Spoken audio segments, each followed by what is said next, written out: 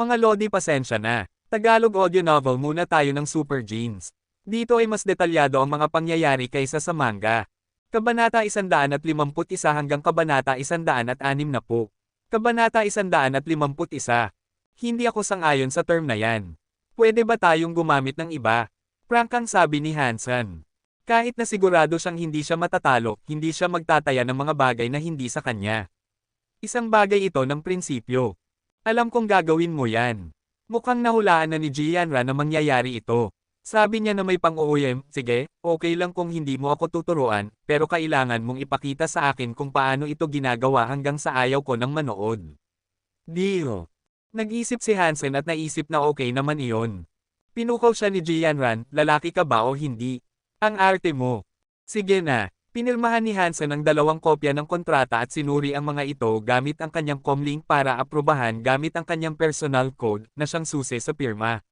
Walang makakopya ng pirma dahil nakakabit ito sa numero ng comlink at personal na pagkakakilanlan ng isang tao. Natutuwa si Gianran at naisip na napilitan si Hansen na mag-sign. Mabilis niyang ginawa rin ang pareho. Sa'yo na ito, titingnan ko ang mga laban mo mamaya. Huwag kang magiging tamad. Ipinagmamalaki ni Gianra na winagayway ang kanyang kopya ng kontrata. Iyon din ang gusto kong sabihin, sabi ni Hansen na may ngiti. Kinaumagahan, nagsimula ng maghanda si Fang Mingquan at ang kanyang team para sa live broadcast. Ang pangunahing larong sasaklawin ay ang martial art game ni Ouyang Xiaosan, kasunod ng mga Warframe at Hand of God games. Naglaan si Fang Mingquan ng ilang oras upang mag-browse sa online community ng Black Hawk dahil naniniwala siyang ito ang pinakamagandang paraan upang makilala ng mabuti ang paaralan. Di nagtagal ay naaakit si Fang sa isa sa mga topic maraming tao ang nagtatalo kung sino ang boyfriend ni Gianran. Bilang isang taong nagtatrabaho sa media, narinig na ni Fang Mingquan ang pangalang Gianran, at alam niyang siya ang presidente ng Hand of God Society at Campus Bell. Gayunpaman, hindi siya isang bituin at hindi niya pinansin kung sino ang boyfriend nito dahil hindi ito magiging kawili-wili sa mga manunood. Pero binasa pa rin ni Fang Mingquan iyon, at nagulat at naaliw sa kanyang nabasa. Ang boyfriend ni Gianran ay natalo kay Liu Feng ng 20 puntos sa Hand of God. Ang ganong hindi inaasahang balita ay nagpasaya kay Fang. Nag-aalala lang siya na baka maging boring ang live. Kung ipapakita lang nila ang laro ni Ouyang Xiaosan, hindi magiging maganda ang kanilang ratings. At naamoy ni Fang ang isang bagay na may potensyal na maging viral tungkol sa topic na ito ng boyfriend ni Gianran. Liu, halika at tingnan mo ito, tawag ni Fang Mingquan. Binasa ni Liu ang title na may ilang pagdududa, nagtataka kung bakit ipapakita sa kanya ni Fang ang campus gossip na mukhang walang silbi sa kanilang palabas. Pero matapos basahin ni Liu ang buong discussion, lumaki ang kanyang bibig at sinabi pagkatapos ng mahabang panahon, imposible. Ang isang taong kaya talunin si Li Feng ng 20 puntos ay nasa top 10 ng buong alliance. Paano nangyari na hindi natin alam ang tungkol sa isang tao? Maraming nakakita, kaya hindi ito pwedeng peking balita. Mag-browse ka at tingnan mo kung ano ang sinasabi ng iba, sabi ni Fang Mingquan. Nagbasa pa ng kaunti si Xiao Liu at lalong nag-excite, Fang, dapat nating ito ng ating live sa laro ng Hand of God. Kung kaya nating makuha ang master player na ito sa camera, magiging hit ang ating palabas. Liu, naaalala mo ba ang pangalan ng estudyanteng nakilala natin kagabi? Biglang tanong ni Fang Mingquan. Hindi. Bakit mo siya binabanggit? Nagtataka si Liu. Hindi mo ba naaalala ang sinabi niya? Sinabi niyang madali niyang matatalo si Liu Feng ng 20 puntos, naalala ni Fang Ming. Sa tingin mo ba ang estudyanteng iyon ay ang boyfriend ni Gianran? Hindi malamang. Isa siyang freshman sa archery department at miyembro ng Heavy Warframe Society. Ang mga sinan-up niya ay mga Warframe items lang. Paano siya magiging boyfriend ni Gianran? Kung ganoon siya kagaling sa Hand of God, bakit hindi siya nag-sign up para doon? Hindi makapaniwala si Liu na si Hansen ay boyfriend ni Gianran. Iyon ang nagpapakasaya sa mga bagay-bagay. Ngumiti si Fang Mingquan. Nag-enroll siya sa karamihan ng mga Warframe items. Ilipat mo na ang ating mga kagamitan ngayon. Sasaklawin natin ang lahat ng Warframe games. Fang, dahil hindi tayo sigurado kung siya ang boyfriend ni Gianran, hindi ba masyadong risky ito? At kahit na siya ang boyfriend ni Gianran at magaling sa Hand of God, hindi ibig sabihin na magiging magaling din siya sa Warframe. Nag-aalala si Liu. Maraming media ang sumasaklaw sa laro ni Ouyang, kaya hindi mahalaga kung gagawin din natin iyon. Gawin mo lang ang sinabi ko, matatag na sabi ni Fang Mingquan. Kahit na hindi siya sigurado kung si Hansen ang boyfriend ni Jianran, naramdaman ni Fang na si Hansen ay isang interesting na tao. Kung hindi siya ang pinakamalakas na player, tiyak na siya ang pinakamakapukaw pansin. Mas gusto ni Fang Mingqua na mag-risk kaysa sumunod sa karamihan. Maaaring maging maganda ang resulta. Kung hindi, hindi naman masyadong malaki ang mawawala. Kahit na hindi sumang-ayon si Liu sa ideya ni Fang Mingquan, at hindi naniniwala na si Hansen ay boyfriend ni Jianran, kailangan niyang sundin ang mga tagubilin ni Fang Mingquan. Nakita ng kanilang mga kasamahan sa media na tinatanggal ng washing station ang mga naka-install na kagamitan at nagtaka.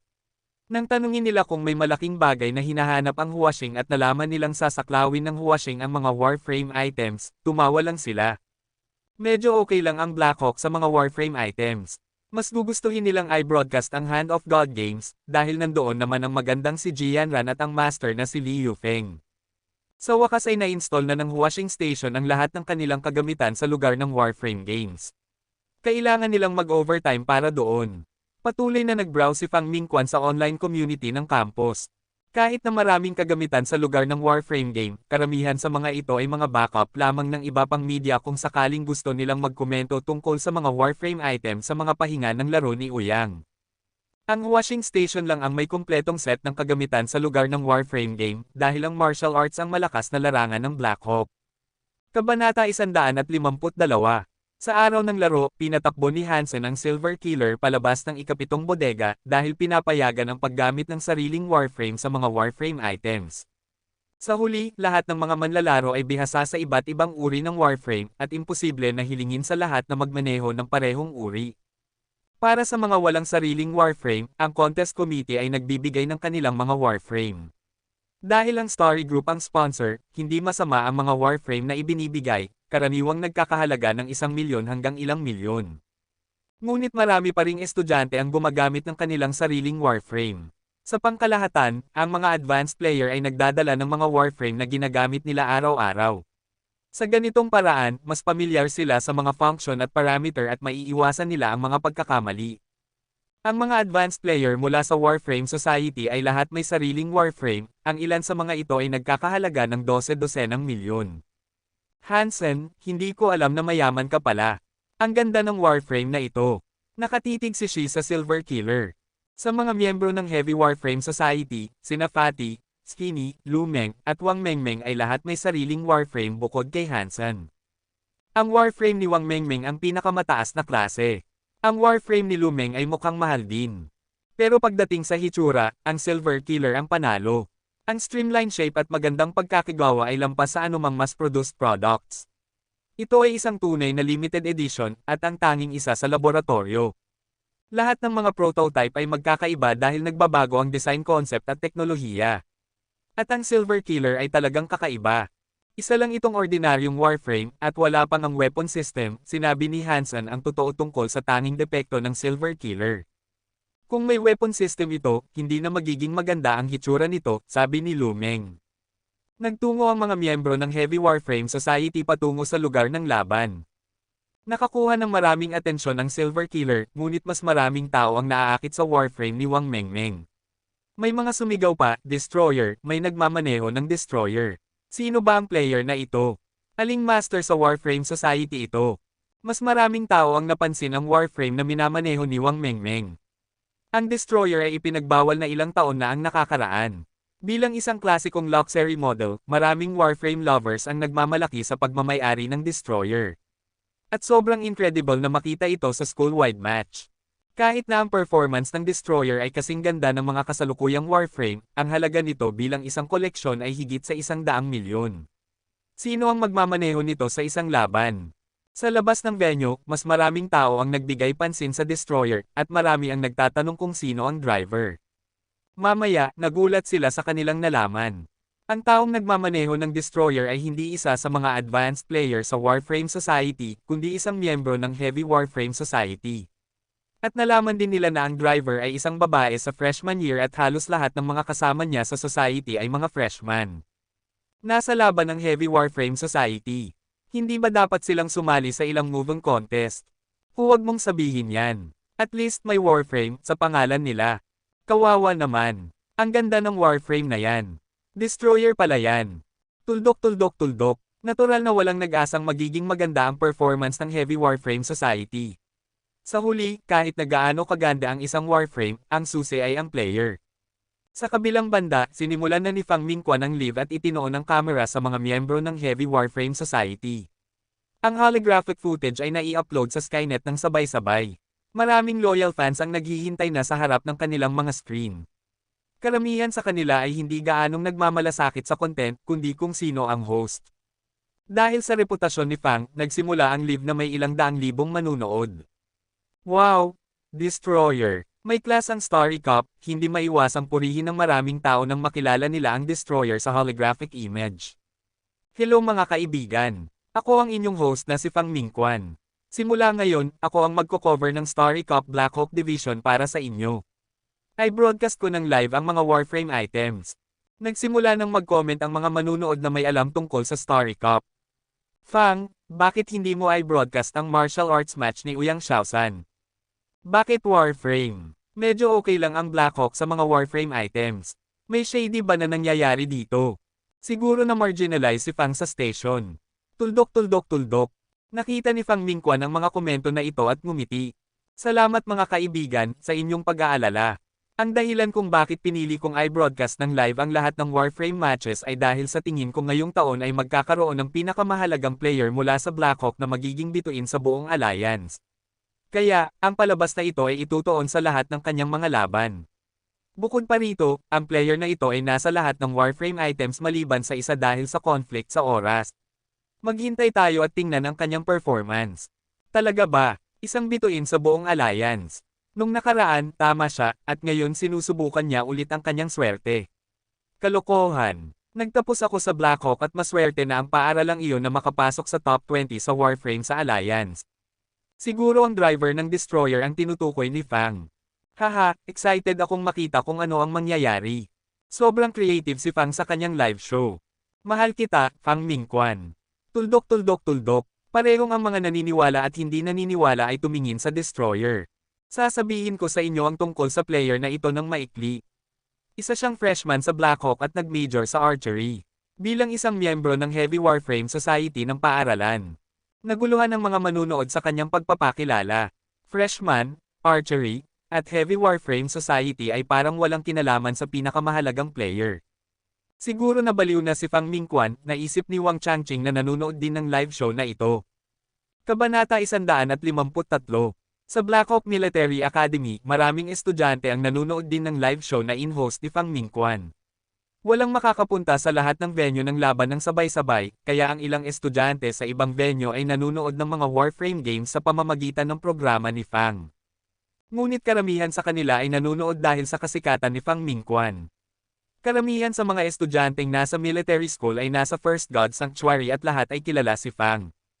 Nasa venue ng laban ng Hand of God si Jianran, nanunood din ng mga Warframe games sa pamamagitan ng live show ni Fang Mingquan. Napakadrama ni Fang Mingquan. Isang bituin. Wala tayong ganitong tao sa paaralan, protesta ni Kulili. Ngumiti si Jianran. Lahat ng journalist ay ganyan, at hindi exception si Fang Mingquan. Sinimulan ni Jianran na hanapin ang figure ni Hansen sa frame, ngunit nahuli ang kanyang atensyon sa pagpapakilala ni Fang Mingquan. Freshman, archery, Heavy Warframe Society, lahat ito ay tila akma sa lalaking naglalako. Hindi ba't siya ang tinutukoy ni Fang? Nakaramdam si Jianran ng kaunting pagkabahala. Ngunit hindi niya nakita si Hansen sa imahe dahil hindi niya alam kung anong Warframe ang ginagamit ni Hansen. At ang kanyang tingin ay nahulog sa Destroyer tulad ng iba. Sa matinding talakayan ng mga manunood, nagsimula na ang unang laban sa mga Warframe items. Ito ang pinakasimpleng 30,000 feet ring race. Nasa starting point ang lahat ng Warframe, naghihintay ng utos upang magsimula. Inaasahan ng lahat na ang pagpapakilala ni Fang Mingquan ay tungkol sa driver ng Destroyer. Nakatuon din si Jianran sa Destroyer na may mabilis na tibok ng puso.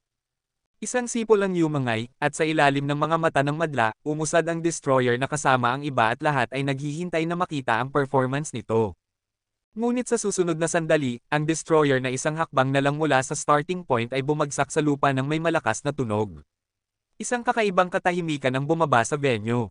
Ito ba ang tinatawag ni Fang Mingquan na MVP? Akala mo ba'y nakakatawa ito? Haha, nakakatawa. Fang Mingquan, dapat kang mag-stand-up comedy na lang. Destroyer ito. Tuldok-tuldok-tuldok. Hindi makapaniwala si Jianran sa kanyang mga mata. Nakakita na siya ng mga bad players, pero hindi ganito kababa. Natinek sa starting point sa isang race. Mahirap imaginein na may taong ganito ang manggahas na sumali sa kompetisyon. Haha, ito ang tinatawag ni Fang Mingquan na bituin. Isang bituin nga, pero isang comedy star. Natatawa si Kulili at nahulog sa isang estado ng kawalang magawa. Ngunit bigla nilang narinig ang anunsyo ng Smart Machine ng mga resulta, Warframe Ring Race, unang pwesto, no. 69, Hansen mula sa Archery Department at Heavy Warframe Society, pangalawang pwesto. Lahat ay nagulat at nakita ang isang napakagandang silver warframe na nakatayo sa finish line. Habang sila ay nagtatawanan sa nakakatawang driver ng destroyer, natapos na ang laro. At ang kampyon ay umaayon sa description ni Fang Mingquan. Si Jianran ay medyo nabigla rin. Malinaw na narinig niya na si Hansen ang kampyon ng Warframe Ring Race. Sa klaw ng Starry Cup ang malawak na hanay ng mga paaralan, at sa loob ng Black Hawk Division, ang mga laro ay medyo direkta. Ang Ring Race, halimbawa, ay hindi naglalaman ng anumang pre-finals. #T. Kaya ang driver ng Silver Warframe ay ang tinutukoy ni Fang. Alam kong hindi magbibiro si Fang. Paano siya nanalo kanina? Hindi ko nga napanood. Hindi ko alam. Basta't sobrang nagtatawanan lang ako. Haha, pareho silang nasa Heavy Warframe Society at sobrang magkaiba. Napaka-interesante ng live na ito. Mas maganda ang palabas ni Fang kaysa sa iba. Si Fang ang pinakamahusay na host. Sino ang driver ng Silver Warframe? Tuldok-tuldok-tuldok. Kumagat ng kanyang kamao si Fang Mingquan at labis na nasa sabik na halos tumawag. Si Hansen ay mas mahusay kaysa sa inaasahan niya. Mukhang tama ang ginawa niyang taya muli. Lahat ay nakatingin sa Silver Warframe na naglalakad sa podium at itinatanghal ang trepeo at premyo para sa kampyon ng Ring Race. Ang mga advanced player mula sa Warframe Society ay medyo nagalit. Inisip nila na ang tanging dahilan kung bakit kaya ni Hansen na talunin sila ay dahil sa performance ng kanyang Warframe. Habang tinitingnan ng Heavy Warframe Society na nag-cheer, may ilang miyembro sa Warframe Society ang nagngisi, ang pag-asa sa kanyang Warframe ay hindi dapat ipagmalaki. Makikita natin kung paano siya sa mga item na sumusubok sa operational skills. Oo, ang susunod ay hurdle race, at tiyak na mananalo kami. Tama, tahimik na nakatingin si Luo Xiangyang sa kanyang mga estudyante. Sinadyang hindi niya banggitin si Hansen sa kanila, upang mapagpakumbaba sila at mas mag-focus sa pagpapabuti ng kanilang mga kasanayan kaysa sa pagmamayabang. Di nagtagal ay nagsimula ang hurdle race, na naganap sa parehong ring, ngunit may maraming hadlang. Kailangang panatilihin ng mga manlalaro ang bilis habang iniiwasan ang mga hadlang, na nangangailangan ng higit pa sa isang malakas na makina. Nang muling tumayo ang Silver Killer sa starting point, lahat ng mata ay nakatuon dito, at ang live ni Fang Mingquan ay tumataas ang kasikatan. Lalo pang maraming tao ang nakarinig tungkol sa prediksyon ni Fang Mingquan at nais makita para sa kanilang sarili ang taong tinawag ni Fang na bituin sa Alliance. Si Jianran ay nagmamasid ng may kaba sa Silver Killer sa holographic image. Medyo natatakot siya dahil hindi niya maiwasang isipin kung ano ang dapat niyang gawin kung talagang makakuha si Hansen ng 5 championships. Ang mga manlalaro mula sa Warframe Society ay nangangako na ipapakita kay Hansen ang kanilang lakas sa pagkakataong ito. Nang yumangay ang sipol, sabay-sabay na umarangkada ang lahat ng Warframe na parang mga palaso na umaalis sa string, at ang silver figure ay malinaw na mas mabilis kaysa sa iba ng isang katawan, umaabot sa kanila. Ang bilis, hindi napigilan ni Kulili ang kanyang sigaw. Sa bilis na yan, wala na siyang oras para iwasan ang unang hadlang. Bahagyang napakunot ang noo ni Jianran. Ang Silver Warframe ni Hansen ay sobrang makapangyarihan na nasa loob na ito ng 30 talampakan mula sa unang hadlang. Wala na siyang oras para umiwas sa pader ng hadlang na iyon sa ganitong bilis at distansya. Kabanata 154. Ang mga miyembro ng Warframe Society ay labis na nasisiyahan sa kanilang nakita. Bumabagal sila upang iwasan ang hadlang na pader, habang si Hansen ay hindi makagawa ng ganoon sa bilis na kanyang tinatakbo. Anong tanga? Wala namang halaga kung maganda ang Warframe niya, naiisip ng mga miyembro ng Warframe Society na may paghamak. Boom! Ang Silver Warframe na nasa unahan ay tumama sa hadlang at patuloy na umarangkada sa parehong bilis. Boom! Boom! Boom! Isa-isang gumuho ang mga pader na iyon sa ilalim ng lakas ng Silver Killer. Ang mga pader na may kapal na isang talampakan ay parang bula sa ilalim ng impact na nilikha ng Silver Warframe. Ang mga manunood ng live show ay nag-umpisa ng mag-ingay. #T. Ito ba ay foul? Pwede ba itong gawin ng ganito? Walang nakasaad na ipinagbabawal ito. Ang performance ng Warframe na iyon ay sobrang kahanga-hanga na kaya nitong tiisin ang mga ganitong bangs at panatilihin ang bilis sa parehong oras. Haha, ito ang tunay na paraan ng pagmamaneho ng isang lalaki. Ang galing. Hindi ito makatarungang laro. Mas parang pagsusuri ng performance ng Warframe. Halos umiiyak na ang ibang mga manlalaro. Mas mabilis pa siya kaysa sa iba pagkatapos tumama sa isang pader. Hindi ko nakikilala ang Warframe na ito. Kaninong produkto ito? Anong klaseng Warframe ito? Gusto ko ng isa. Boring. Akala mo ba pwede kang mangapi dahil mayaman ka? Walang saysay ang larong ito, magiging patas lang kung lahat sila ay gumagamit ng parehong uri ng Warframe. Hindi ko nakita ang isang bituin, kundi isang mayamang walang kwenta. Talaga namang nagbibigay suporta si Fang Mingquan sa ganitong tao. Siya ba ang parehong Fang Mingquan na kilala ko noon? Anong sinasabi mo? Ang panalo ay panalo. Ang performance ng Warframe ay bahagi ng laro ng Warframe. Ano ang problema mo? Tama. Kapag nakikipaglaban ka sa mga Shuras, tatayo ka ba sa iyong Warframe kung hindi sila gumagamit ng anuman?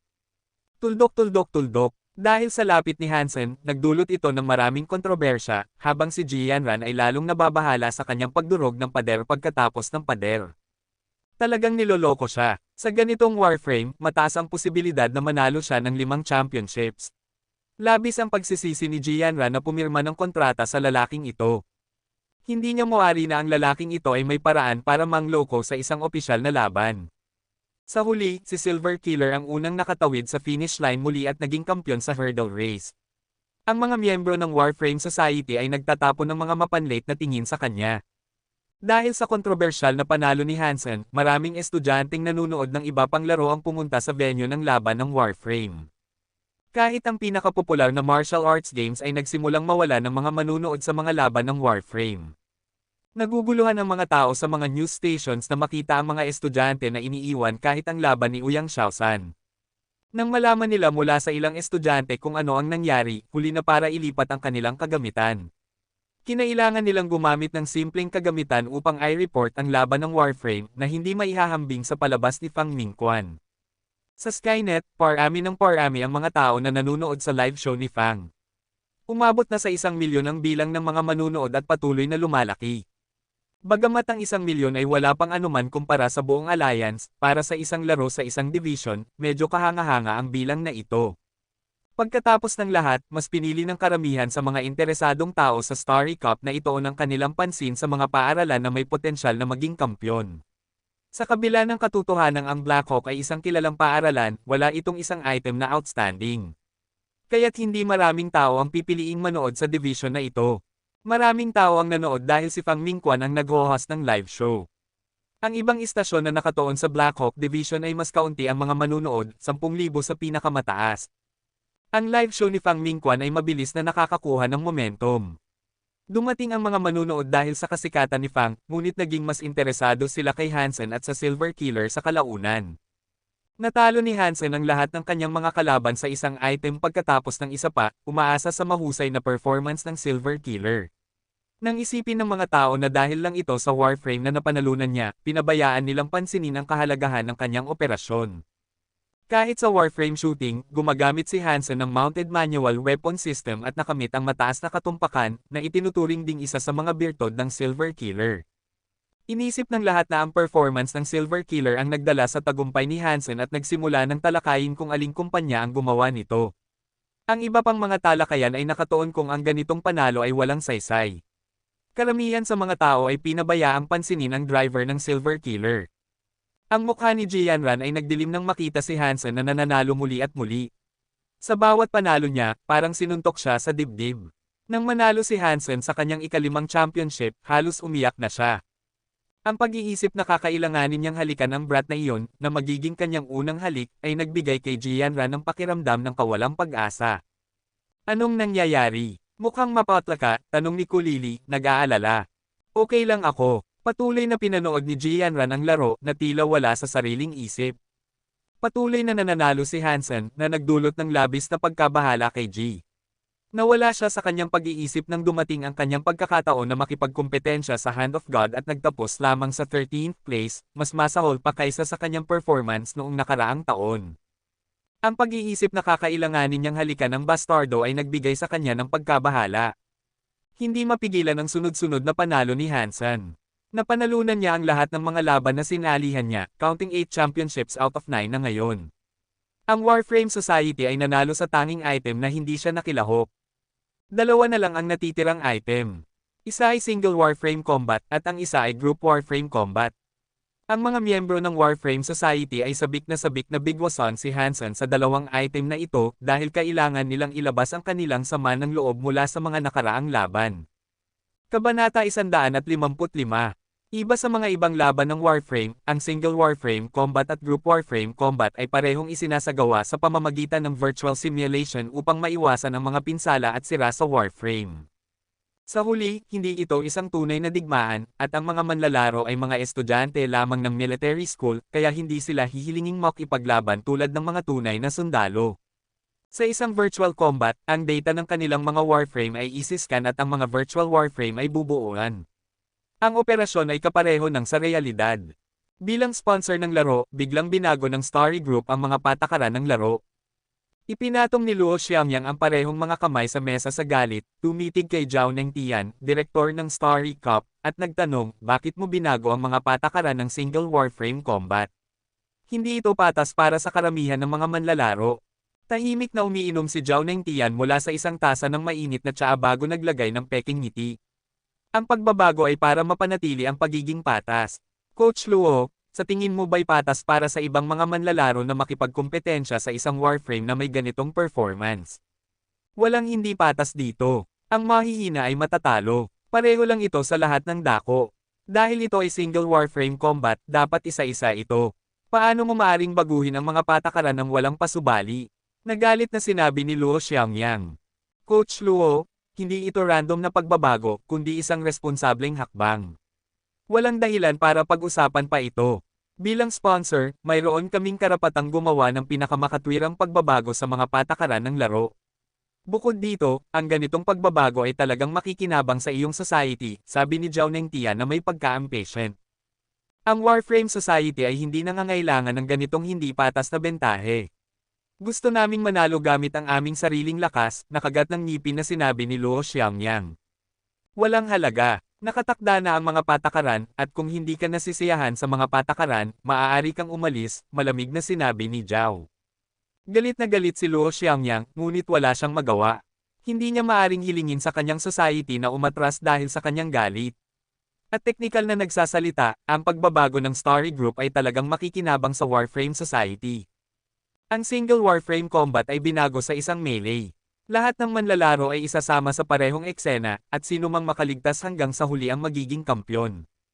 Alam ni Luo Xiaomiang na ang lahat ng mga manlalaro ay may problema sa Silver Killer na pinapatakbo ni Hansen. Ang patakarang ito ay karaniwang nagbibigay daan sa lahat ng manlalaro na sama-samang atakihin si Hansen at ang mga miyembro ng Heavy Warframe Society. Kahit na si Hansen ay kahanga-hanga, hindi siya makakatagal sa atake mula sa daan-daang Warframe. Nakatakdang talo siya. Hindi ito ginawa ng Starry Group upang tulungan ang Warframe Society, kundi dahil sa kahusayan ni Hansen at Silver Killer sa Starry Cup. Sa huli, ang Silver Killer ay hindi isa sa kanilang mga produkto. Bago malaman kung aling kumpanya ang gumawa ng Silver Killer, hindi papayagan ng Starry Group na may Warframe na hindi nila produkto ang lumabas at magtagumpay sa finals. Iyon ang dahilan kung bakit binago ng Starry Group ang mga patakaran, upang alisin si Hansen at ang Silver Killer. Labing-labing galit si Luo Xiaomiang tungkol dito. Gusto niyang talunin ng kanyang mga estudyante si Hansen, ngunit hindi sa ganitong paraan. Magdadala ito ng kahihiyan sa kanyang society sa halip na kaluwalhatian. Maaaring isipin ng mga tao na sila ang nasa likod ng pagbabagong ito at ituring silang mga sore losers. Nang ayanunsyo ang mga nabagong patakaran, bigla itong nagdulot ng kaguluhan. Hindi lamang ang mga estudyante ng Blackhawk, kundi pati na rin ang mga manunood sa Skynet ay nagtatalo. Ang patakarang ito ay malinaw na nakatuon sa driver ng Silver Killer. Pwede ba nilang baguhin ang mga patakaran ng ganito? Haha, dapat noon pa ito ginawa. Siya ay isang bully na may magandang Warframe. Ngayon ay panahon na para sa iba na maghiganti. Talagang walang hiya ang Starry Group. Pati ang mga patakaran ay binabago nila. Sobrang walang hiya at petty. Ikinalulungkot ko ang driver ng Silver Killer. Naghihintay akong makita siyang napupunit. Ang mga miyembro ng Heavy Warframe Society ay magiging miserable. Magiging magandang palabas ito. Si Silver Killer ay nakatakdang talo. Isang mahusay na Warframe na nasayang. Gusto kong makita kung gaano kalayo ang maabot nito. Si Fang Mingquan ay labis ding nababahala sa oras na ito. Hindi niya inasahan na ang Starry Group ay magiging kasing walang hiya na baguhin ang isang one-on-one combat sa isang melee. Ngunit alam din ni Fang Mingquan na ang isang korporasyon tulad ng Starry Group ay hindi isang bagay na kaya niyang labanan. Kailangan niyang sabihin sa live show, dahil sa pagbabago ng mga patakaran, si Hansen at ang kanyang Silver Killer ay mapipilitang mag-backtrack. Hindi ko alam kung ano ang iniisip ng sponsor ng Starry Cup, ngunit ito ay tiyak na isang hindi patas na laban. Umaasa lang ako na si Hansen ay makakamit ang kanyang potensyal at magtagumpay. Ang resulta ay hindi mahalaga sa puntong ito. Sang-ayon, nakakadiri ang Starry Group. Higit pa sa nakakadiri, basura ito. Ang Starry Group ay palaging basura. Tuldok-tuldok-tuldok. Ngunit kahit gaano pa man ang pagprotesta ng mga manunood, nagsimula pa rin ang laro ayon sa mga bagong patakaran. Napaka-unfair ng pagbabago na ito para sa estudyanteng iyon sa archery. Hindi napigilan ni Kulili na sabihin. Kahit na si Jianran ay hindi masaya sa mga championships na napanalunan ni Hansen, naramdaman niyang ang pansamantalang pagbabagong ito ng mga patakaran ay sobra na. Hindi lang siya, ang buong Heavy Warframe Society ay magdurusa. Sila ang itinuturing na unang target na atakihin, nakakunot ang noo ni Jianran na sinabi. Ang mga estudyante at manunood na orihinal na naiinis sa pag-asa ni Hansen sa isang high-performance Warframe ay biglang nagpatibay ng simpatiya. Ilan lamang ang nagagalak. Sa huli, karamihan sa mga tao ay mabait at may simpatiya sa mahihina, at talagang lumampas na ang Starry Group. Sa anumang kaso, nagsimula ang laro. Ang lahat ng kalahok ay gumamit ng holographic simulator upang i-scan ang kanilang sariling mga Warframe at lumikha ng kanilang sariling virtual Warframes, handang makipaglaban sa virtual world. Ngunit nang makita ng lahat ang game map, hindi nila maiwasang tawaging walang hiya ang sponsor. Ang mapa ay lumabas na isang malaking fighting ring, isang napakalaking bilog na espasyo na walang mga kanlungan. Sa ibang salita, si Hansen at ang Silver Killer ay magiging exposed sa mga atake mula sa simula at wala pang puwang upang umiwas o magtago. Something, ang Starry Group ay isang grupo ng mga walang hiya. Wala silang iniwan na pagkakataon para sa mga ito na makaligtas. Puno ng mga pagmumura ang mga komento sa live show, habang karamihan sa mga tao ay talagang may simpatiya kay Hansen. Kabanata 156.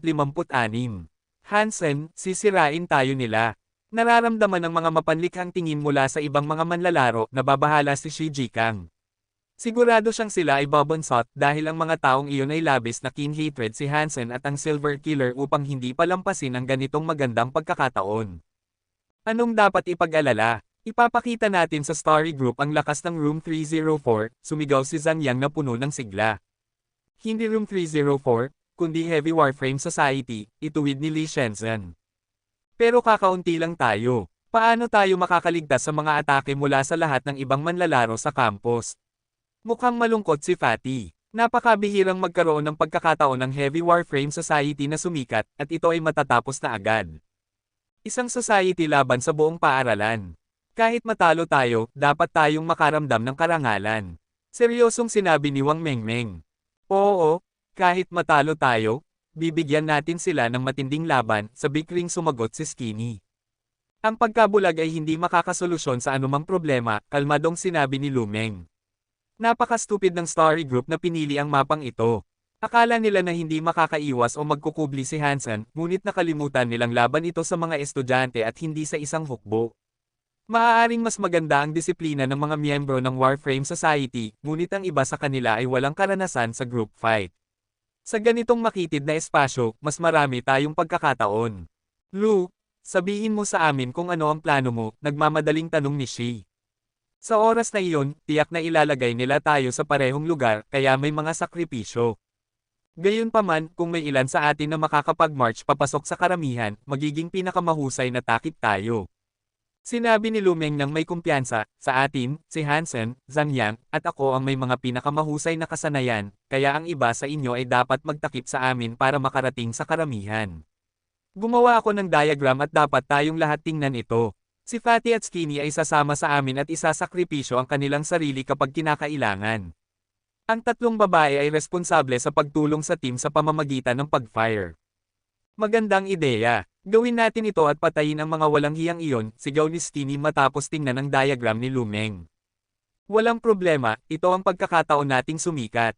Pupunta tayo sa kabila at walang makapangahas na maliitin ang Heavy Warframe Society, nakagat ng ngipin na sinabi ni Fatty.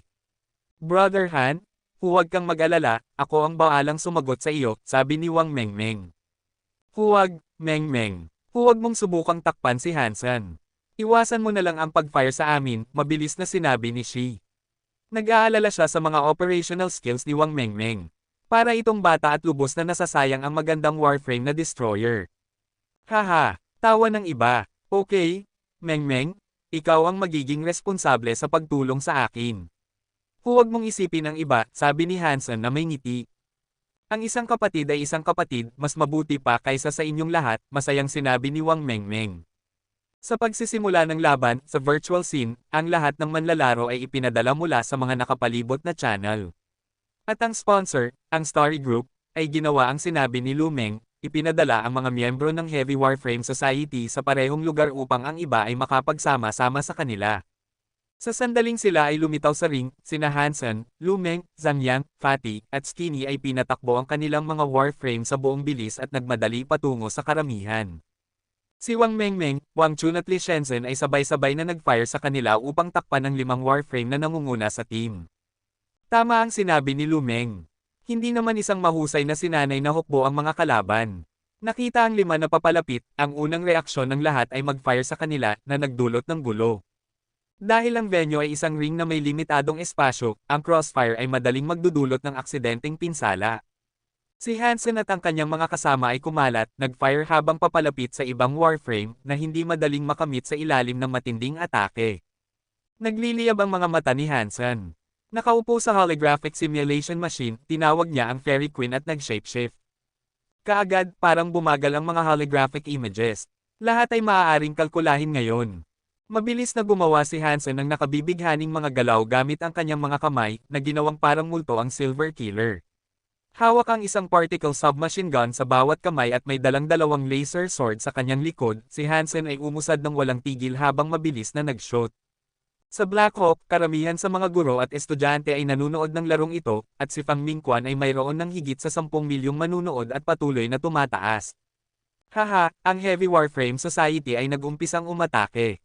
Parang hindi sila sumusuko. Come on! Wally Sin ang natitira. Ang saya. Palaging ina-adjust ni Fang Mingquan ang mga lens upang maipakita sa mga manunood ang pinakamahusay na mga anggulo.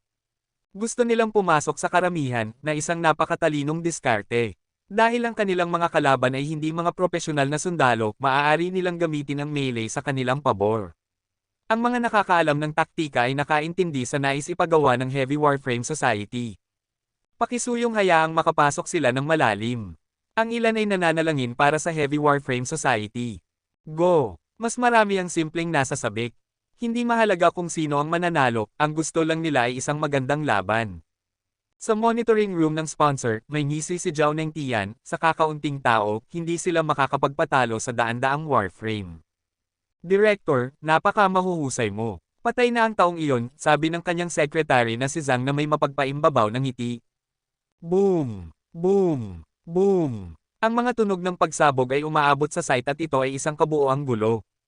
Pinatigil ni Wang Mengmeng ang destroyer at nag-fire patungo sa direksyon ng Silver Killer. *T.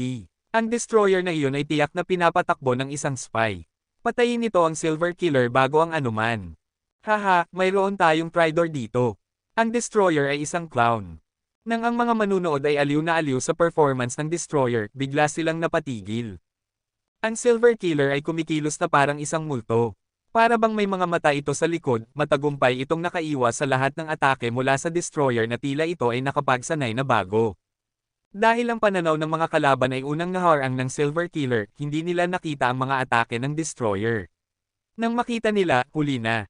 Boom! Boom! Boom! Habang umuusad ang Silver Killer sa kanilang tabi, ilang Warframe ang sumabog sa ilalim ng matinding atake, na nag-iwan sa lahat ng manunood na nakatulala. Kabanata 157. Ang magandang pagpaslang na handog ay nagsimula na. Ang Silver Killer ay mabilis na umaandar kasama ang makapangyarihang destroyer sa likuran nito. Ang mga labanan ay nagdudulot ng sunod-sunod na pagsabog ng mga Warframe. Ang mga tao ay halos nanginginig habang pinapanood ang mga piraso ng Warframe na itinataas ng gunfire sa hangin.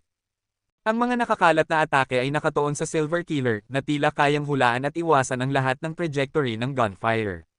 Hindi lamang nito naiiwasan ang lahat ng atake, kundi mabilis din itong lumalapit sa karamihan ng Warframe.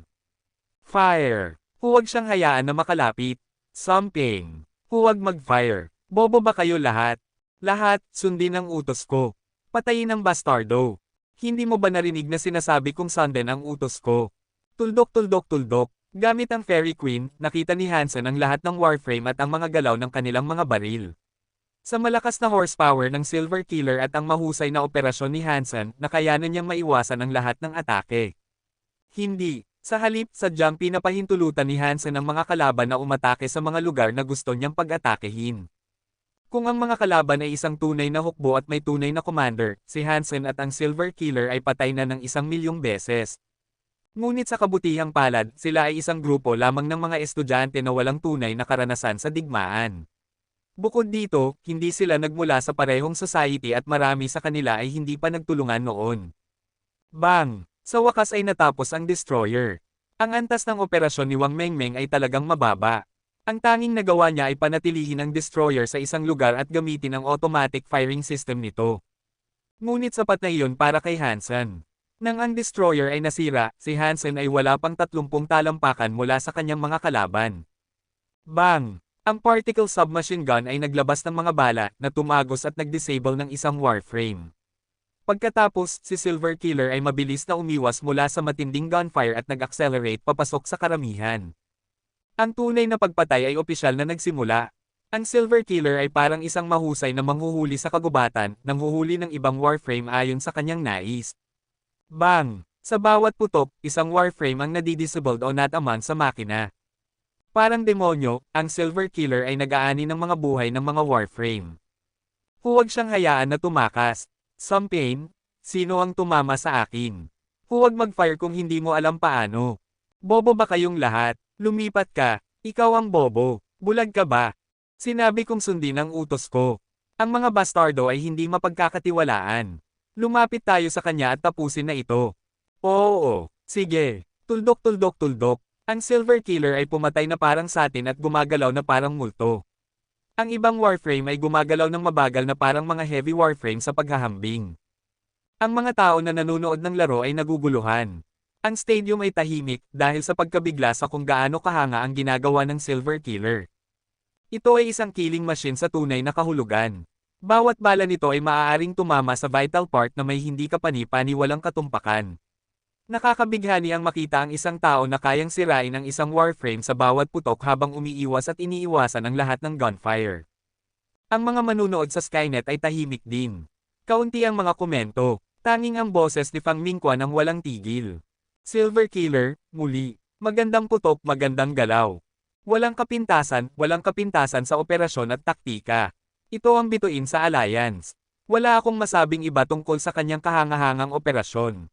Magaling, maganda. Isang kahangahangang performance. Ipinakita sa atin ni Hansen at ng kanyang Silver Killer kung paano dapat gamitin ang isang Warframe. Sa susunod na ilang taon, ang Black Hawk ay magkakaroon ng mahalagang posisyon sa Military Academy League game dahil sa isang tao na ito. Sa kanya, ang Black Hawk ay magiging hindi mapag-aalinlangan ng kampyon. Boom! Isang Warframe ang sa wakas ay lumapit sa Silver Killer na biglang itinapon ang submachine gun sa hangin at naglabas ng laser sword mula sa likod, pinutol ang nakakainis na Warframe sa gitna. May oras pa itong ibalik ang sword at kunin ang baril, pinaputok ang isa pang papalapit na Warframe sa energy tank. Sa Diyos, ang taong ito ay tiyak na isang alien, sumigaw si Fang Mingquan sa kasiyahan, gamit ang lahat ng kanyang sigla at lakas. Ito ang kanyang trabaho, ang kanyang paboritong trabaho. #King A. Sino ang nagsabing ang Silver Killer lang ang dahilan para sa kanyang tagumpay? Siya ay isang master mismo. Haha, anong tagumpay? Ang Starry Group ay mapapahiya. Sinubukan nilang iset up siya at nabigo pa rin. Isang bituin sa Military Academy League game. Wow! Isang veteran ng Warframe ang naglalaro talaga. Hindi pwede. Ang mga manlalaro ay nakaupo lahat sa loob ng holographic simulation machine. Talagang cool. Gusto kong makita ang mga ekspresyon ng mga sponsor. Ang Silver Killer ay isang napakataas na antas ng Warframe. Ang mga ordinaryong Warframe ay hindi makakapantay dito. Ang kanilang lakas at kakayahang umangkop ay hindi kayang umabot sa antas na ito. Gusto ko ring malaman kung saan makakabili ng Silver Killer. Ang Skynet ay sumabog. Ang live ni Fang Mingquan ay pinapanood ng higit sa 30 milyon na tao. Maraming tao na nanonood ng mga laro sa ibang division ang lumipat din sa palabas na ito pagkatapos marinig ang tungkol sa laban na ito. Wow! Sigurado ka bang hindi ito isang opisyal na commercial ng Warframe na iyon? Ang init, iyan ang Silver Killer. Ang galing! Sa oras na ito, sa monitoring room, si Zhao Nengtian ay nag-aapoy sa galit. Ang mga daliri niya ay pinipiga ang kanyang tasa ng tiyaan ng napakahigpit na naging mapatla ang mga ito. Bastardo! Walang silbi. Sinira ni Zhao Nengtian ang tasa sa galit, ang kanyang katawan ay nanginginig. Kabanata 158. Tumingin si Jianran na parang walang muwang sa silver figure sa holographic image, hindi makakonekta ito sa ngiting lalaki. Siya ba talaga ang nagmamaneho ng Silver Killer? Ayaw ni Jianran na tanggapin ang katotohanan ito. Paano kaya ang lalaking iyon na nagbibiro sa kanya buong araw ay magkakaroon ng ganitong kahangahangang kasanayan sa operasyon sa Warframe? Batay sa kanyang performance ngayon, tiyak na mabilis ang kanyang mga kamay. Kaya, nang kami ay nasa spaceship, hindi ba siya nang loko? Iyon na ba talaga ang kaya niyang makamit? Biglang naisip ni Jianran, bahagyang nanginginig ang kanyang katawan. Pagkatapos, namula ang kanyang mukha sa pag-iisip ng isa pang bagay. Hindi niya maiwasang isipin, kung talaga namang may kasanayan siya, kung gayon, my girlfriend is Jianran, ay siya. Lalong nakumbinsi si Jianran sa kanyang hula. Sa ganitong bilis at ID name, sino pa ang maaaring ito? Ang bastardo, paano siya naglakas loob na lokohin ako? Naramdaman ni Jianran ang kahihiyan. Sa isang segundo, bigla niyang natanto na siya ang nag-akala sa kanya na isang cheater, habang siya ay palaging sumusubok na ipaliwanag. Hindi kailanman nagsinungaling si Hansen sa kanya. Sinabi pa niya sa kanya kung sino siya sa pamamagitan ng ID name, my girlfriend is Jianran. Hindi ba ang ID na ito ay nagsasabi na ito ay siya? Ngunit hindi kailanman nagawa ni Jianran na i-connecte ito. Habang iniisip si Hansen at ang ID na iyon, lalo pang namula si Jianran. Sa pag-iisip sa taya na ginawa nila, nag-aapoy ang kanyang mukha. Masama, masama, masama. Tinakpin ni Jianran ang kanyang mukha gamit ang parehong mga kamay at umiyak sa isang mahinhin na tinig. Sweetie, okay ka lang ba? Nagulat si Kulili kay Ji, dahil hindi pa niya nakita ang batang ito na kumikilos ng ganito. Ang mga tao sa paligid nila ay nagulat din sa nahihiyang anyo ni Jianran. Napagtanto ni Jianran na nasa venue pa rin siya ng mga laban sa Hand of God, napapaligiran ng mga miyembro ng Hand of God Society. Nahihiya siya at nais sanang maging invisible. Isang napakagandang tagumpay. Tandaan natin ang dalawang pangalang ito, Silver Killer at ang kanyang driver na si Hansen. Marahil ay nasasaksihan natin ang pag-akyat ng isa pang hari sa Military Academy League. Gumagawa siya ng kasaysayan. Ang masigasig na boses ni Fang Mingquan ay nagmarka sa pagtatapos ng isang pambihirang single Warframe combat. Nananatili sa larangan ang tanging dalawang Warframe, ang Silver Killer ni Hansen at ang Victor ni Lu Meng. Lahat ng ibang Warframe ay sumabog na. Umalis si Lu Meng sa laban at iniwan ang ring para sa Silver Killer, nakakalabas lang mula sa kanyang pagkasira. Mahigit 3 o 4 na daang Warframe ang nawasak nito. Nang tumapak ang Silver Killer sa podium at tinanggap ang trofeo, tumagal ang malakas na palakpakan. Sa anumang kaso, ito ay isang di malilimutang laro. Ang dalawang pangalan, Silver Killer at Hansen, ay nakatatak din sa isipan ng lahat ng manunood. Hindi pa nagsisimula ang group Warframe combat. Matapos ang single combat, ang lahat ng ibang manlalaro ay nawasak sa psikolohikal na aspeto at nagbigay ng pagtalikod mula sa simula. Ang team ng Heavy Warframe Society ay nanalo ng championship sa pamamagitan ng default. Matapos ang pagtatapos ng laro, marami sa mga tao ang labis na nasa sabik na hindi makaalis, nag-uusap tungkol sa nakakabaliw na laban. Isang oras matapos ang live show ni Fang Mingquan, tumaas pa ang bilang ng mga taong nanunood sa kanyang programa. Parami ang mga tao ang umaasa na makita ang recording ni Fang Mingquan ng laro. Bagamat ang ibang news stations ay nag-record din ng laban na ito, hindi sapat ang kanilang kagamitan at mahirap ang kalidad ng kanilang mga recording. Hindi nag-aksaya ng oras si Fang Mingquan bago niya inutusan ang lahat ng staff na i-edit ang footage ng mabilis. Ang Silver Killer ang naging sentro ng atensyon sa na-edit na recording, maliban sa simula ng ito ay natakpan ng Destroyer. Ang mga galaw ng Silver Killer ay sobrang perpekto na ayaw ng mga staff na isugol ang anumang frame. Kaya, ang huling bersyon ay mahigit 30 minuto. Pinangalanan ni Fang Mingquan ang video bago ito ay upload, Best Division Single Warframe Combat Champion, Silver Killer and its Gorgeous Conquer. Sa sandaling na-upload ang video, ito ay mabilis na na-download at kumalat. Lahat ng mga taong nanood nito ay nakaramdam ng kasiyahan. Nabighani sila sa Silver Warframe na kumikilos na parang multo at ang mga malupit na putok ng baril. Lahat ay nasiyahan sa kasiyahan ng pagtingin sa hindi kapani-paniwalang katumpakan at mabilis na pagpatay nito. Ang mga tao ay naging adik at pinanood ito ng paulit-ulit. Ito ay isang tunay na Warframe. Nasubukan ko na ng 12 beses. Hindi ko na kayang huminto. Isang magandang pagpatay na handog. Aling kumpanya ang gumawa nito? Gusto ko ng isa. Pareho dito. Kailangan ko ang Warframe na ito sa aking buhay. Gusto kong bumili ng 10 ganito. Huwag lamang tumingin sa Warframe. Ang driver ang susi. Tiyak na siya ay lampas na sa hindi pa nag-evolve na antas. Bet ko na kayang bilangin ang mga top players na katulad niya sa buong Military Academy League sa isang kamay. Haha, at siya ay nasa Archery Department at Heavy Warframe Society. Dapat ay nahihiya ang Warframe Society. Nakakatawa isipin na isang estudyanteng archery ang kampyon ng isang laban ng Warframe. Nabalitaan ko na ang Archery Department ng Blackhawk ay nasa pinakababa ng Military Academy League noong nakaraang taon. Nagtataka ako kung paano ang kanyang mga kasanayan sa archery. Siyempre ay magaling siya sa archery, nasa Archery Department siya. Ang ganda ng kanyang balat para magmaneho sa ganitong brutal na estilo. Halos hindi ko siya nakita na nagkamali. Siya ay isang estudyanteng archery. Paano pa naman ang kanyang katumpakan ay maaaring pag-usapan? Ang video ay mabilis na kumalat sa buong alliance. Ang mga estudyante mula sa lahat ng military schools ay nakapanood ng video at gumawa ng iba't ibang pagsusuri tungkol dito. Karamihan sa kanilang mga conclusion ay ang Silver Killer at ang kanyang driver ay umabot na sa antas ng mga ordinaryong estudyante ng military school. Kabanata 159. Mas marami pang tao ang nagnanais malaman kung saan makakabili ng Warframe na katulad ng Silver Killer. Nagsaliksik sila sa Skynet para sa lahat ng magagamit na produkto, ngunit hindi nila natagpuan ang katulad nito.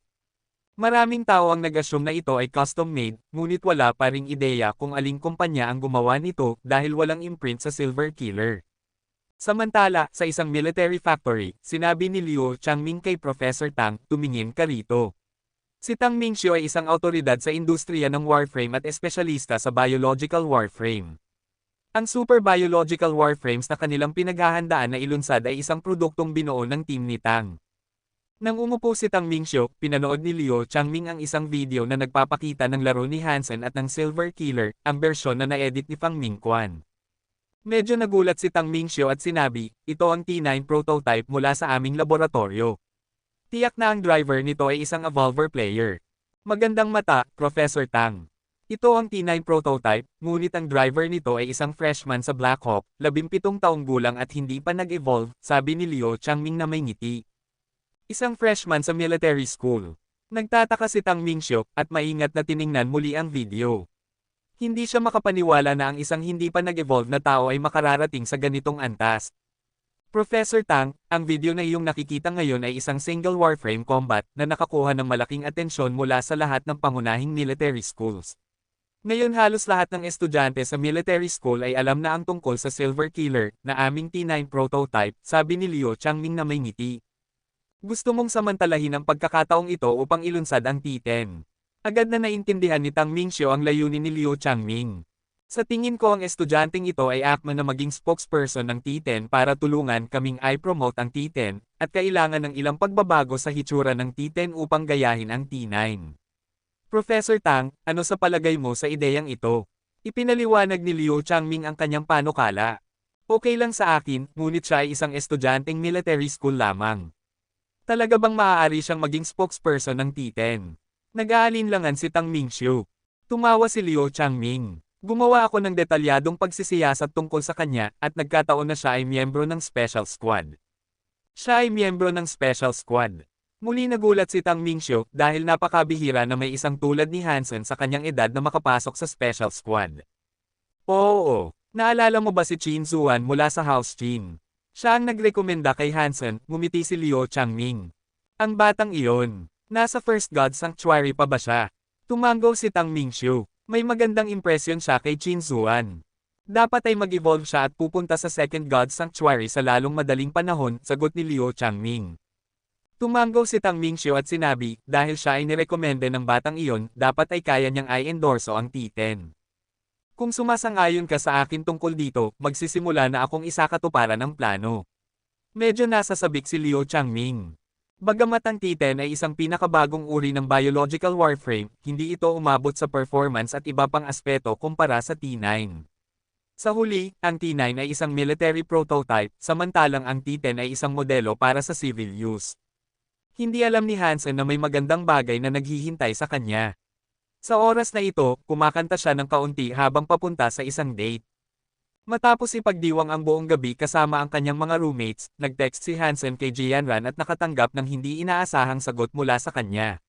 Sinabi ni Ji na magkikita sila sa cafeteria malapit sa kanilang dorms, sa lugar na may prutas na juice na parehong gusto nila. Handang-handa na halikan ang magandang ito, puno ng enerhiya at lakas si Hansen habang naglalakad papunta sa cafeteria. Umabot na ng 2:00 ng umaga. Isang kurbadang figure lamang ang naruroon sa buong cafeteria. Umupo si Hansen sa tapat ni Jianran at sinabi na may ngiti, magaling. Panatilihin mo ang pangako mo sa pagkakataong ito. Bahagyang namula siya at nanatiling tahimik. Kinagat ang kanyang pink na labi, tinignan si Hansen gamit ang kanyang kaakit-akit na mga mata sa loob ng 10 minuto. Kahit na matigas ang mukha ni Hansen, nahihiya siya pagkatapos tingnan ng matagal. Sinabi niya, alam kong napakagwapo ko, ngunit kung patuloy kang tumitig sa akin ng ganito, baka magkamali ako ng akala. Anong maling akala? Sa wakas ay nagsalita si Jianran. Maling akala na gusto mong makipaglandian sa akin. Commendat si Hansen, mukhang nahihiya. Lalo pang namula si Jianran at tumitig kay Hansen. Sana. Natatakot akong sana ikaw ang may gusto niyan. Mukhang natatakot si Hansen. Si Jianran ay sumigaw, tigilan mo ang kalokohan, o aalis ako. Huwag kang umalis, utang mo pa sa akin ang halik. Walang hiya na inilapit ni Hansen ang kanyang mukha kay Jianran at nagpout. Narito, sa mga labi.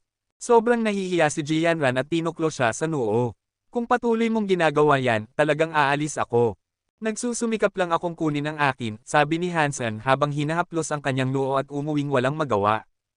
Maari kitang halikan, ngunit kailangan mong sagutin ang ilang mga tanong muna.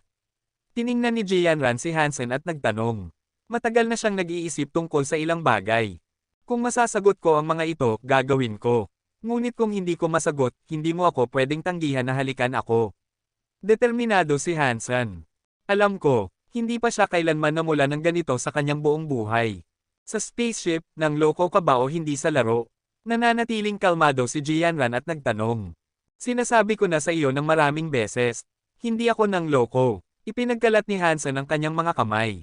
May account ka ba sa Battle.net? Tanong uli ni Ji. Oo, tugon ni Hansen. Ano ang ID mo? Nangangamba at nag-aalangan si Jianran na nagtanong. My girlfriend is Jianran, diretsong sagot ni Hansen. Ang mukha ni Jianran ay nag-init. Sumigaw siya, paano mo magagamit ang ganitong ID? Sinabi ko lang ang isang katotohanan. Ikaw ang aking girlfriend, tiningnan ni Hansen si Jianran, commendat at sinabi. Kabanata 160. Yumuko si Jianran at kinagat ang kanyang labi. Halo-halo ang kanyang nararamdaman at hindi niya kailanman naisip na mararamdaman niya ang ganito. Ate, hindi mo ba dapat tuparin ang kontrata ngayon? Nagpout si Hansen. Hindi mo ako aasahan na gagawin ko yan sa publiko. Mukhang lasing si Jianran sa kanyang mapupulang pisngi. Biglang bumilis ang tibok ng puso ni Hansen. Pinalaki niya ang kanyang mga mata at sinabi, gusto mo bang mag-rent ng kwarto? Manahimik ka. Binato ni Jianran ang kanyang tasa kay Hansen at tumalikod. Nahuli ni Hansen ang tasa at mabilis na sumunod sa kanya. Naglakad siya sa tabi niya at hinawakan ang kanyang braso. Ano? Masungit na tiningnan siya ni Jianran. Ang magkasintahan ay dapat maglakad ng ganito.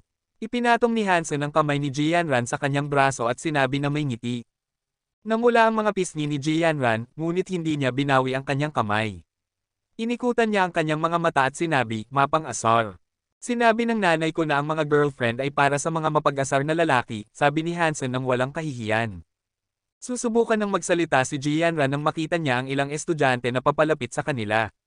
Mabilis niyang ibinaba ang kanyang hood na parang isang natatakot na maliit na kuneho. Mahigpit na hinawakan ang braso ni Hansen, ginamit niya ito upang takpan ang kanyang mukha. Kahit na itinago ng maayos ni Jianran ang kanyang sarili, lumapit pa rin ang mga estudyante upang batiin si Hansen. Hansen, ikaw ba si Hansen? Ikaw ang idol ko. Ang galing ng laro mo. Ang galing ng mga kasanayan mo. Panipi tuldok panipi. Masiglang nag-uusap ang mga freshman na ito kay Hansen na naging isang celebrity sa Black Hawk. Iyong girlfriend mo ba yan? Agad nilang napansin na may babae sa tabi ni Hansen, ngunit hindi nakilala si Jianran dahil nakatago ang kanyang mukha. Gusto na ngayong maghanap ng butas sa lupa at makatakas si Jianran. Hindi siya makaalis at ayaw niyang manatili. Oo, ang girlfriend ko. Mahiyain siya at ayaw niyang magsalita, sabi ni Hansen na may ngiti. Ang gandang mga tahimik na babae, komento ng mga estudyante, at masaya si Hansen na makipag-usap sa kanila. Sa oras na ito, mahigpit na hawak ni Jianran ang kanyang braso, at nararamdaman niya ang lambot na nakapalibot sa kanyang braso, na lubos niyang nasiyahan. Umaasa si Hansen na mahaba-haba ang kanilang pag-uusap. Ngunit ang mga estudyante ay napakabait at ayaw nilang guluhin sila. Kailangan ni Hansen na hayaan silang umalis. Sinadya mo yan. Kinurot ni Jianran si Hansen sa baywang pagkatapos makalayo ang mga estudyante. Anong masama doon? Tanong ni Hansen. Naging speechless si Jianran.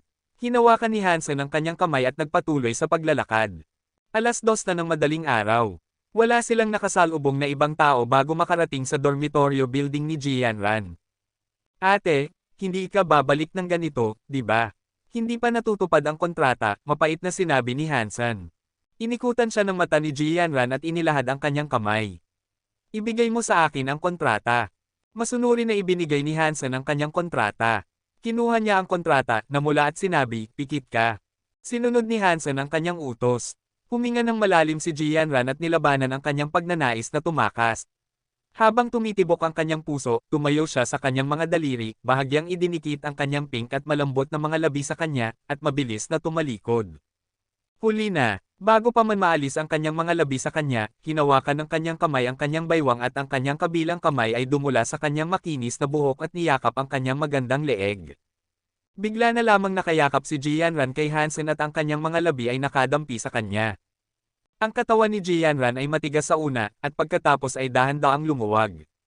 Ang kanyang mga kamay ay walang magawa na nakahawak sa kamisete ni Hansen, at hindi niya mapigilan ang pag-atres dahil nanghihina ang kanyang mga binti. Si Hansen ay nakaranas lamang ng pinakamagandang karanasan at hindi niya hahayaan na makatakas ito. Sinundan niya siya at idinikit ang katawan niya sa isang haligi ng gusali. Ang dalawa ay nakatikim lamang ng unang lasa ng pag-ibig at nawala sa kaligayahan. Bigla nilang narinig ang isang malinaw na boses ng babae, mga kaibigan, dapat kayong maghanap ng lugar na hindi gaanong publiko bago ninyo ipagpatuloy. Narinig ni Jianran ang boses na ito at biglang natakot. Ito ang boses ni Kulili, ang kanyang matalik na kaibigan at roommate. Ang kanyang unang reaksyon ay itulak si Hansen palayo, ngunit hindi niya magawa dahil malalantad siya. Mabilis na itinago ni Jianran ang kanyang ulo sa dibdib ni Hansen, ang kanyang mukha ay nag-aapoy. Sinira niya rin si Hansen sa kanyang isip dahil sa paglalagay sa kanya sa ganitong nakakahiyang sitwasyon. Ate, bakit hindi ka nalang matulog ngayon dahil gabi na? Gusto mo bang sumama sa amin? Alam ni Hansen na nahihiya si Jianran, at tinakpan ang likod ng kanyang ulo gamit ang isang kamay, hinarang ang paningin ni Kulili. Walang hiya, tinapakan ni Kulili ang sahig at tumakbo pabalik sa kanyang dorm room.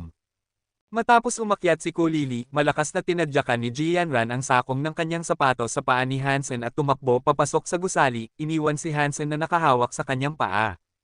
Hindi naglakas loob na bumalik agad sa kanyang silid si Jianran. Nagtago siya sa isang banyo sa loob ng mahabang panahon bago siya bumalik sa kanyang silid. Nakita ni Kulili na bumalik na si Jianran at sinabi, Sweetie, nakita mo ba ang nakakairitang mag-asawa sa baba? Anong nakakairitang mag-asawa? Nagkunwari si Jianran na nag-aayos ng kanyang kama, mapula ang kanyang mukha. Ang mag-asawa na naghahalikan sa harap ng ating building. OMG! Ang libog nila. At ang lalaki ay sobrang walang hiya, sinabi niya, kalimutan mo na. Hindi ko na nga masabi pa. At ang babae ay siguradong isang malandi. Mabaliw na sinabi ni Kulili. Sobrang nahihiya si Jianran na nais niyang maging invisible, ngunit kailangan niyang magkunwari na walang nangyari.